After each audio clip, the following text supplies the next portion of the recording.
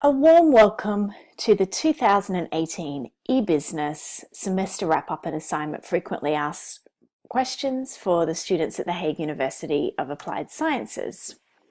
Let's jump right into looking at what you learned this semester.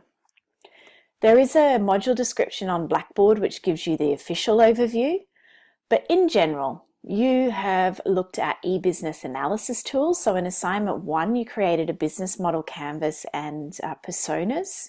So you looked at an existing business and you analyzed it using those tools. Some of you also used other tools like Porter's 5 Forces, for example, or a SWOT analysis. But you looked at an existing business and learned how to analyze it or practice doing so. Then we looked specifically at IT. We looked at what e-business is, we looked at IT, we looked at financial estimations, and then we moved into digital marketing basics. So the first part was more for an existing business and was assignment 1.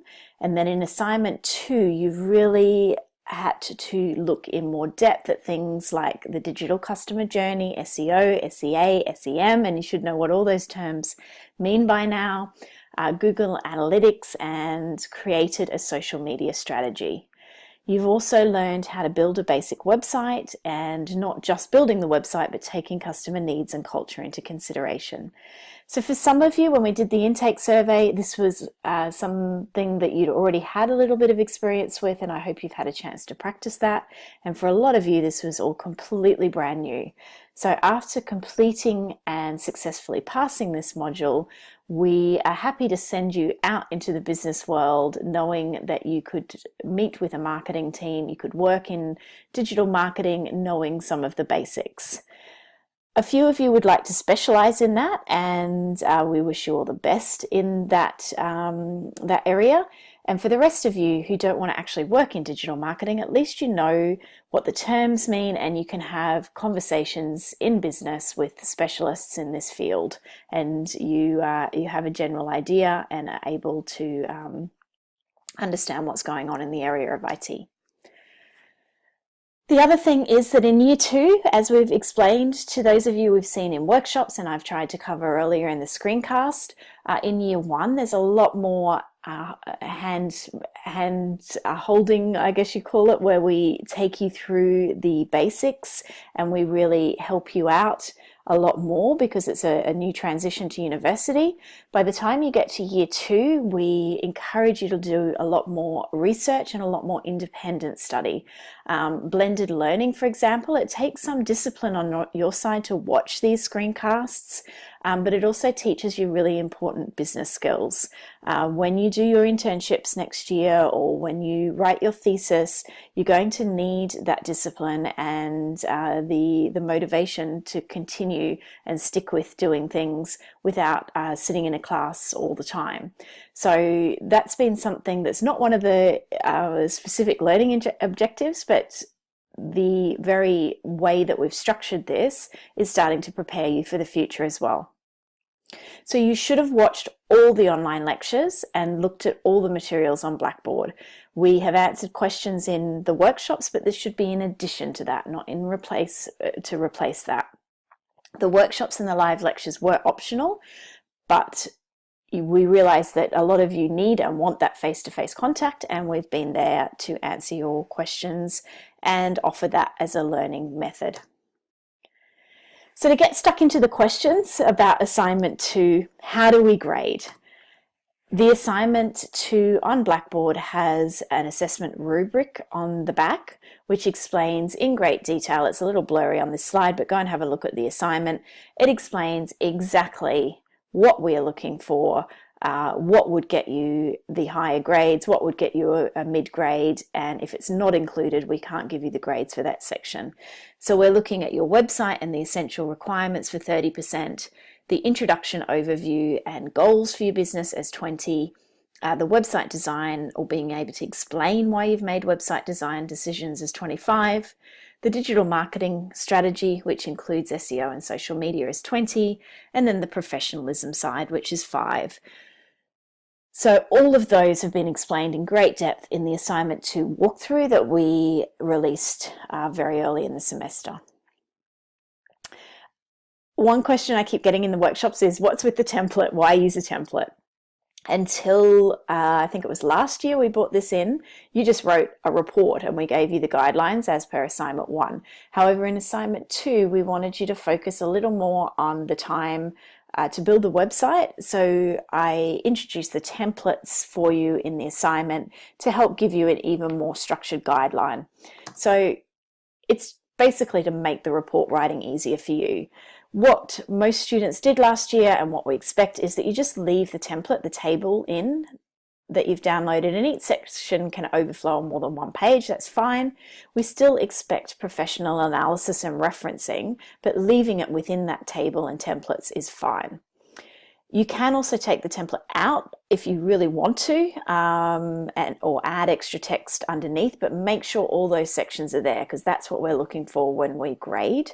I also use in my own business, I've used templates for a long time. That's where the initial idea came to me, because, for example, in my social media strategy that I've done for a lot of clients, I use a table because it's a lot easier for clients to read as well. So that should explain a little more why we're using templates in the assignment.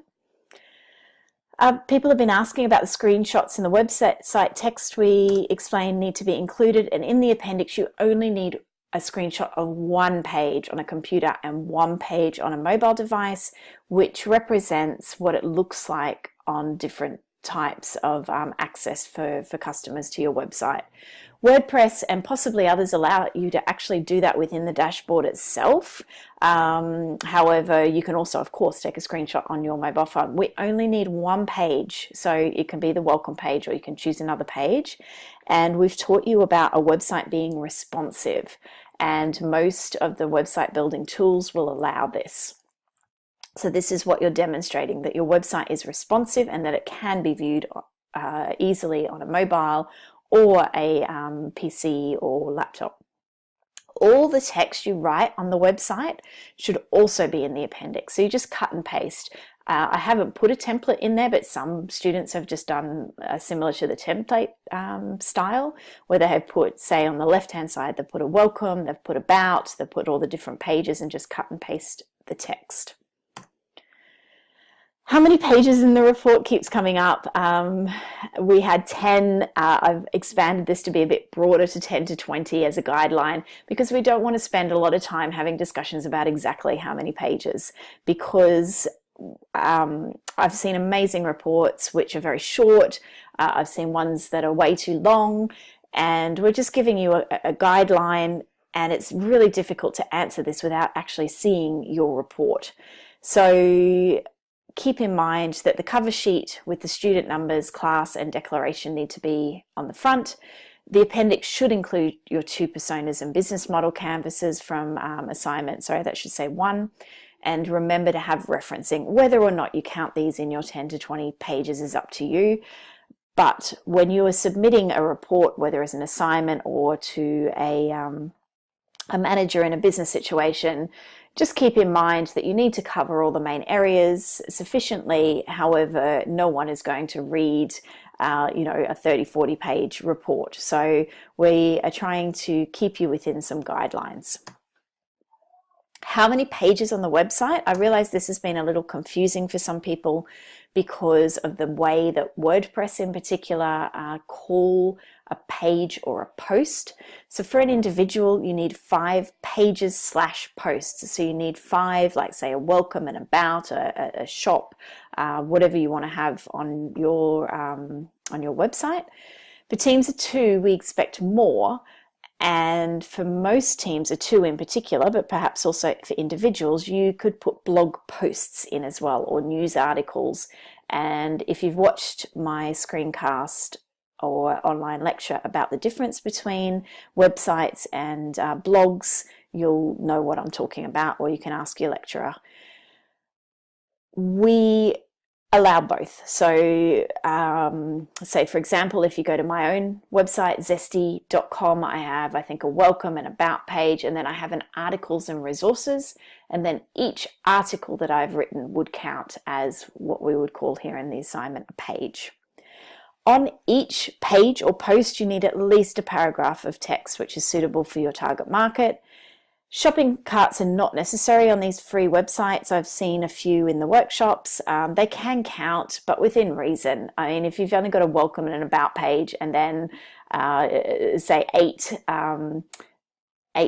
products in your shopping cart with just a picture and no text, that's not really acceptable because it's not going to work with your SEO if you've done those lessons. So the long answer is that with both the number of pages on the website as well as the number of pages in the report, we try to find the balance between giving you guidelines but not being incredibly strict on that, because each assignment will be individual. Don't forget to write your report. I saw quite a few students this week that are working only on the website, haven't even started their report. You should be writing as you build the website. It makes things easier for you. In the report, you need to make sure that you don't forget to include your screencast link and website link. If that's not there, we can't grade it. Just one of the students in a pair has to submit the report. And please, when you submit it on Blackboard, I've noticed students sometimes put notes in there. At least on my computer screen on an Apple, I can't see them. They kind of run off the screen and I can't see them. So if you have any important notes, please put it in the report itself in the file, not on that part on Blackboard when you upload them. Can I use Google for images? Keeps coming up. IP issues. Imagine you're a business. Would you want an exact copy of your business out there? We have explained this clearly in previous screencasts and in workshops. You cannot copy your original business that you analyzed. You need to make enough changes that you are not infringing on their intellectual property. However, it should still suit the original personas and business models. You can explain the differences. If you're using a map on your website, you can use the university address, but just explain this in your screencast or your report. The exception is if you have your own business or permission to build a website, you should have already talked to a lecturer by now and included this in the report. We encourage you to do more research on intellectual property and CC, which is Creative Commons. There's a lot of free image sites out there on Blackboard. Google can be used, but you have to go and find the advanced filter and filter for permissions for either educational use or commercial use, but that gets complicated. I really wouldn't suggest doing that, because then you have to make sure you've done your research and you understand what the permissions are. I would suggest that you use the free image sites on Blackboard, including Unsplash or Pixabay, for example. And if you cannot find images that really suit what you want, then this is one of the challenges of running an e-business, running a business. So you can explain that in your report. We understand if you can't find the exact images, but this is one of the lessons that you learn. Just explain this as a challenge, explain it in your report. Do not steal images off Google, because it is illegal, and it is one of the most important things I would like to teach all of you in this course. You cannot simply take a picture off Google and use it on your own website. Which website tool should you use and what to do with your website later? You're asked to use a free website tool of your choice. I know a lot are with WordPress, which is my favorite. There's also Wix, Weebly. A few of you have used other ones. It's fine, but you'll see in your report you were needed to justify why you chose the one that you did. And we suggest that you delete your site a month after you have your grade. Should you contact the company? If you're initially introduced to the company, particularly the ones that I put on Blackboard and introduced you via an email, I think it's polite and professional to get back in touch, to thank them and explain to them what you had to do in assignment 2 and share your experience and knowledge with them. Again, this is not crucial. Not all of you wanted to connect with the businesses, and from our side, it's not required. However, just a quick reminder, if you've had contact with a business at any stage in this assignment, please just wind that up, thank them, and round that off with them. How do I do a screencast? This that you're listening to now is a screencast. I use Screencast-O-Matic, which is a free tool. You can also look into using another one. Don't leave it until just before the assignment's due. We already encouraged you to practice last week. If you've not yet, do it right now. Look into recording a couple of minutes of something on your screen. You have to talk. I didn't think I needed to say this last year, but there was a few students that submitted a screencast showing the website but without talking us through. We need you to explain a few highlights and show your knowledge. Preferably put it on your own YouTube channel if you have one, and you can keep this as a later example for your digital portfolio, or other students have just put a link to a WeTransfer or a Dropbox, which is a little more difficult for us, but we will accept it. We will not listen past 2 minutes. We have a lot of assignments to grade and we cannot listen to more than 2 minutes per screencast. So if you go longer than that, we will not hear the end of it.